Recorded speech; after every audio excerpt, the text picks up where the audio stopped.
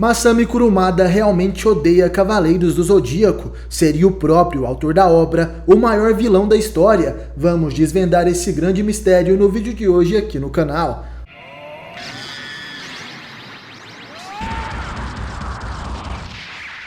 Sempre quis saber!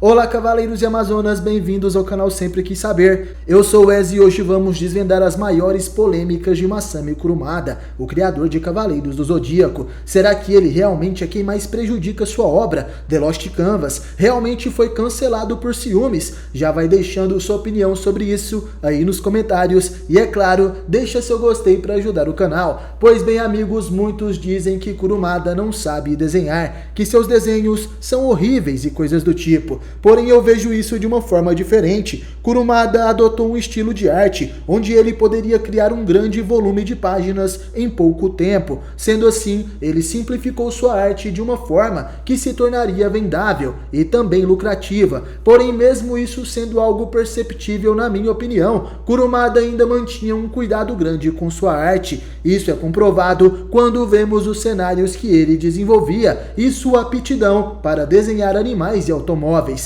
O fato dele desenhar tanto animais quanto automóveis e cenários com uma competência gigantesca já demonstra que certamente Kurumada sempre se esforçou para ser um bom mangaka. Esses desenhos, ao meu ver, são os mais difíceis de se fazer, e no meu caso, que sou um artista completamente amador, esses sempre foram meus pontos mais fracos. Eu percebo que em vários casos, os artistas iniciantes, ao tentarem desenvolver esse tipo de desenho, acabam tendo uma grande dificuldade. Isso porque está fora da zona de conforto da maioria das pessoas. Porém, Kurumada seguiu um método parecido com o que foi desenvolvido por Osamu Tezuka, o criador de Astro Boy, Kimba, o Leão Branco e outros mangás extremamente famosos na década de 50. Tezuka desenvolveu um método onde simplificava os personagens de forma que ele pudesse produzir diversos mangás ao mesmo tempo, sendo a década de 50 um período difícil para os artistas japoneses. Muito longe da era de ouro da Shonen Jump, que ocorreu com Cavaleiros do Zodíaco, Dragon Ball e outros mangás dos anos 80 e 90. Osamu Tezuka foi um desbravador e seus métodos passaram a ser adotados por diversos artistas. Tezuka é considerado o pai do mangá moderno e todas as obras de outros artistas após a sua atuação nos mangás tinham de certa forma um pouco de sua influência, seja no traço dos personagens ou na narrativa das histórias e até mesmo na forma de enquadramento das cenas. Galera, ele foi considerado por muitos como o deus dos mangás, e suas obras influenciaram até mesmo o Walt Disney na criação de diversos filmes, sendo um deles o Rei Leão. Kurumada também utilizava o método de personagens fixos, onde o mesmo protagonista existe em vários universos e histórias diferentes, algo como se o protagonista fosse um ator atuando em vários filmes. Por isso que a maioria de seus mangás, os seus personagens protagonistas são idênticos ao Seiya. Quando Kurumada também está produzindo bastante, percebemos melhoras em sua arte, e isso é nítido no mangá de Cavaleiros do Zodíaco, onde na saga de Hades, o desenho dos personagens é infinitamente superior aos primeiros capítulos do mangá. Outro ponto que demonstra que Kurumada sabe desenhar muito bem é a forma como ele criou as armaduras dos cavaleiros. A genialidade por trás dessa ideia está em um outro nível. Ele simplesmente criou um objeto que se divide e se torna uma armadura. Todas as armaduras são pensadas individualmente e todas elas, em sua forma de objeto, possuem a aparência do ser mitológico que representa a sua constelação. E as mesmas peças que formaram esse objeto também se desmontam e formam uma armadura que protege o cavaleiro. Isso é simplesmente genial, e para quem desenha sabe o trabalho que é criar algo assim. Realmente nessa parte Kurumada transcendeu, tanto é que essa ideia influenciou muitas produções da época, como por exemplo Samurai Warriors e Shurato, e digamos que até hoje influencia também diversas outras obras pelo mundo. Então, ao meu ver, Kurumada não é um desenhista ruim, mas sim um artista que tem um estilo único, sendo bem diferente do habitual que vemos hoje em dia. Vocês concordam comigo ou eu estou equivocado nessa parte? Deixe sua opinião nos comentários pra gente debater. Mas será que o Kurumada tomou raiva de Cavaleiros do Zodíaco e hoje em dia odeia sua própria obra? Então galera, para responder essa pergunta, precisamos voltar em 1987. Nessa época, Kurumada realizou uma entrevista com a revista June, e a primeira pergunta dessa entrevista foi a seguinte: Saint Seiya foi adaptado para anime. É a primeira vez que uma obra do mestre Kurumada é animada. O que você acha dela? Sim, meus amigos, Cavaleiros do Zodíaco foi o primeiro mangá de Masami Kurumada que virou um anime. Porém, Saint Seiya não foi seu primeiro sucesso. O autor já havia publicado na Shonen Jump outros mangás populares, como por exemplo Ring Nikakero, que rendeu 25 volumes compilados, Fuma no Kojiro, que teve 10 volumes, Otokozaka, que rendeu 9 volumes, sendo essa uma obra que ele voltou a produzir recentemente e concluiu a história. Para vocês terem uma ideia, Cavaleiros do Zodíaco tem 28 volumes em sua primeira versão japonesa. É nítido que a história de Seiya e seus amigos superou as histórias anteriores, porém mesmo assim, Ring Nikakero se tornou na época um dos principais mangás da Shonen Jump, e nem por isso conquistou um anime naquele tempo. Vale lembrar também que Ring Nikakero ganhou uma segunda história publicada entre os anos 2000 e 2009, rendendo assim mais 26 volumes e se tornando o mangá mais extenso de Kurumada, com um total de 51 volumes. E apesar de seu sucesso no mangá, essa obra apenas ganhou um anime em 2006, rendendo 36 episódios. E na época da entrevista com a revista June, ao perguntarem o que Kurumada sentia com a adaptação de Cavaleiros do Zodíaco, ele respondeu o seguinte: obviamente eu estou muito feliz. E quanto aos meus trabalhos, foi ótimo que os leitores quisessem uma animação desde os tempos de Ring Nikakero. Tinha conseguido um bom resultado na Anime Magazine, no top 10 mangás que você quer que sejam animados. Claro que havia conquistado o primeiro lugar, mas sem um patrocinador não haveria animação. Já em Saint Seiya, houve uma conversa com um homem da Bandai, em que ele disse que queria começar a transformar as armaduras em action figures. A intenção do Sr. Bandai era forte. As conversas sobre o anime começaram aproximadamente 6 meses após o início da publicação do mangá. Na verdade, as negociações começaram aproximadamente em junho, antes do primeiro volume ser colocado à venda. A história ainda não estava totalmente consolidada, só se passou meio ano e você não sabia o que iria acontecer. Em aproximadamente 3 meses, fizeram os desenhos e principalmente o roteiro com uma rapidez tremenda. Por isso a história alcançou rapidamente a obra original. O que estão fazendo agora são episódios totalmente originais, mas preferia não tê-los. Mas é assim, já que a história do anime acompanhou a obra original, eles estão fazendo esses episódios originais, mas vão voltar com a história, embora muito em breve seja algo insuficiente. Afinal, o anime anda muito mais rápido, já que adapta vários capítulos do mangá em um único episódio, e não é assim que deveria ser. Aqui, galera, o Kurumada está falando da saga de Asgard,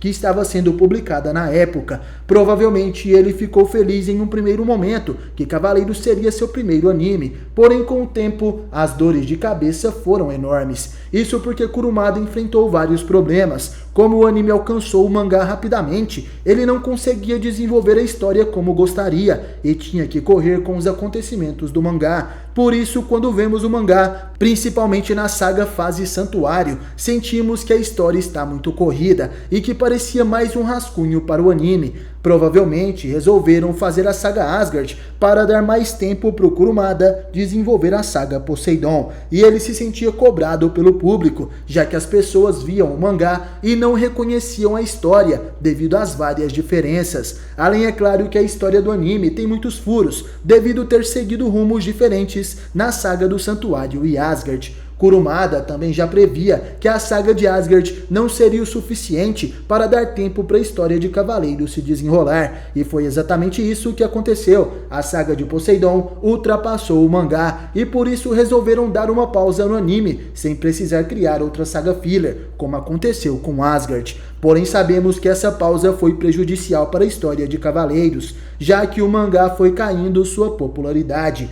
com o decorrer do tempo que a saga de Hades era lançada. E a Bandai junto da Toei não mostraram interesse em voltar com Cavaleiros naquela época, sendo assim apenas em 2002 que fomos começar a ver os primeiros episódios animados da saga de Hades, exatamente 11 anos depois de ter sido publicada em mangá. Apesar do declínio de Cavaleiros do Zodíaco, sabemos que uma pausa na produção após concluir o mangá da saga de Hades foi um pedido de Kurumada, porém o mangá continuava bem popular e seu último capítulo inaugurou uma nova revista publicada pela Jump, ao lado também de histórias de Akira Toriyama. Eles utilizaram esses grandes autores para tentar emplacar uma nova revista chamada The Jump. A ideia, primeiramente, é que Masami Kurumada lançaria um capítulo especial chamado Saint Seiya Gold Cloth Gaiden, porém essa história nunca foi publicada e foi substituída pelo capítulo final da saga de Hades. Provavelmente o Kurumada teve muita dor de cabeça para relacionar o anime e o mangá de Cavaleiros do Zodíaco. Em boa parte do tempo, ele acabou se tornando refém das decisões que foram tomadas no anime, e acredito que isso o desmotivou um pouco na época. Porém sabemos que a saga de Hades foi desenvolvida totalmente do jeito que ele imaginou, e muitos dos fãs acreditam que essa saga é uma das melhores. Atualmente Kurumada está tendo a oportunidade de desenvolver a saga Next Dimension ao seu jeito também, e acredito que quando essa saga se tornar um anime, a popularidade também será bem alta. Apesar disso, não podemos dizer que Kurumada odeia sua obra. Infelizmente existem contas a se pagar, e talvez por isso Kurumada acaba liberando o direito de Cavaleiros para tentarem fazer outras produções, como por exemplo o filme em live action, a saga Ômega, o anime Soul of Gold e o anime em 3D, que são produções que têm o mínimo de envolvimento do autor e sua equipe. Porém tudo indica que os mangás spin-offs, como por exemplo The Lost Canvas, Episódio G, Hero Rise of Poseidon, Sentia Show e outros, têm uma aprovação e envolvimento maior com o autor. Sabemos que Shiori Teshirogi era uma grande fã de Kurumada e foi convidada por ele para desenvolver a história de The Lost Canvas, sendo esse o segundo spin-off oficial da franquia. E é errado dizer que o cancelamento de The Lost Canvas foi culpa do Kurumada. Infelizmente, os fatores que levaram ao cancelamento do anime foram outros. O estúdio que fazia The Lost Canvas era a TMS Animation, e apesar da grande produção, o anime saía direto em DVD, acabando que as vendas não foram como esperavam, e por isso Kurumada acaba voltando seu contrato com a Toei, que produz o anime Ômega logo em seguida. Apesar de tudo, Ômega teve um marketing muito melhor, sendo exibido em horário nobre nas TVs do Japão, e por isso teve tantos episódios. Tudo isso acabou dificultando que Kurumada renovasse um contrato com a concorrente da Toei Animation, que desde então segurou o contrato com o autor, fazendo essas produções que não tiveram tanto sucesso. Porém, Kurumada sempre apoiou que Shiori continuasse a história no mangá, e isso pode ser comprovado por seu tempo de publicação, durando 10 anos entre a saga clássica de The Lost Canvas e a saga Gaiden. Realmente é uma pena que a terceira temporada de The Lost Canvas não existiu, sendo o anime de maior qualidade da franquia após a saga de Hades Fase Santuário. Então, depois de tudo isso, eu digo para vocês que, ao meu ver, Kurumada não odeia Cavaleiros do Zodíaco. Essa é a sua maior obra em questão de popularidade e renda, porém para manter sua produtora e as pessoas que trabalham com ele, o autor acaba precisando fazer algumas escolhas. O triste é que, apesar de aceitar se arriscar em novos projetos e produções, transparece que após a Toei apresentar um novo projeto para o Kurumada, ele apenas aceita e não se envolve muito, podendo ser esse o grande erro dessas produções. Kurumada resolve isolar sua obra da influência das grandes empresas, e por isso ele segue fazendo o mangá clássico ao seu tempo. Porém, acredito que o grande erro possa vir das empresas investidoras, que não veem o real ouro que tem nas mãos. Apesar de terem grandes obras, como The Lost Canvas e Episódio G, que tem suas histórias grandiosas totalmente prontas, eles preferem se arriscar em um projeto repensado com várias alterações, e isso acaba dando errado. E galera, hoje eu tenho alguns agradecimentos. Um super salve para o Jorge Ricardo, um super salve para o Thiago Gonçalves, um salve para o Aloysio Silvano, um salve para o Anderson Fernandes, um salve para o Jefferson Matias, um salve para o Jackson Laureano, um salve para o Matheus Lucas, um super salve para o Arley de Oliveira, um salve para o Anderson Luiz e um salve para o Rodrigo Stempniewski. Obrigado, amigos, por mandarem suas doações para o canal. Vocês estão fazendo a diferença para continuarmos com esse projeto. Cavaleiros do Zodíaco ainda vive e vamos mostrar isso para o YouTube. A galera que quiser ajudar o canal e ganhar um salve no final do vídeo, vou deixar na descrição e no primeiro comentário as informações para vocês apoiarem. Eu também estou pensando em fazer um grupo no WhatsApp do canal, para todo mundo que é inscrito do canal possa conversar. O que vocês acham disso? Comente aí para eu saber. E se viu o vídeo até aqui, o desafio de hoje é comentar "Queremos a saga de Zeus". Galera, obrigado por assistir o vídeo até o final. Valeu, falou, tamo junto e até a próxima. Queime seu cosmo até o infinito.